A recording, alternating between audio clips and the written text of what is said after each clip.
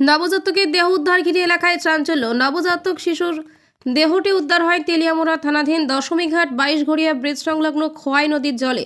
ঘটনাস্থলে তেলিয়ামুড়া থানার পুলিশ। খবরে প্রকাশ বৃহস্পতিবার সকালে ব্রিজ সংলগ্ন এলাকায় খোয়াই নদীতে মাছ ধরতে গিয়ে স্থানীয় এক জেলের চোখে ধরা পড়ল নবজাতক এই শিশুর দেহ। পরবর্তীতে এই ব্যক্তির চিৎকার চেঁচামেচিতে এলাকাবাসীরা ছুটে এসে দেখতে পায় একটি নবজাতকের পচাগলা মৃতদেহ পড়ে রয়েছে। পরবর্তীতে ঘটনার খবর পাঠানো হয় তেলিয়ামুড়া থানা ও তেলিয়ামুড়া দমকল দপ্তরে। পুলিশ ও দমকল দপ্তরের কর্মীরা ঘটনাস্থলে পৌঁছে পচাগলা শিশুর মৃতদেহ উদ্ধার করে ময়না তদন্তের জন্য নিয়ে যাওয়া হয় তেলিয়ামুড়া মহকুমা হাসপাতালে। এদিকে এই ঘটনার তদন্তে নেমেছে তেলিয়ামুড়া থানার পুলিশ। তবে বেশ কিছুদিন পরপর তেলিয়ামুড়া শহরে শিশু ভ্রূণ উদ্ধারের ঘটনা ঘিরে চাঞ্চল্য ছড়িয়েছে।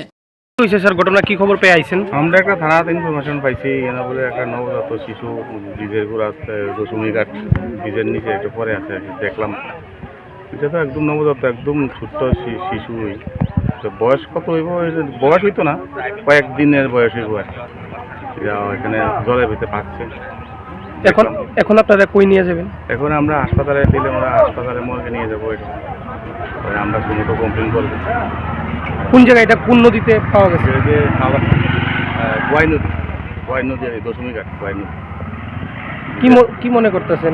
মানে নবজাত শিশু কি দূরের থেকে কোনো জায়গাতে ভাইসে আইছেন? আশপাশ এলাকার হতে? যে আশপাশের মতো না, দূরের জায়গা থেকে ভাইসে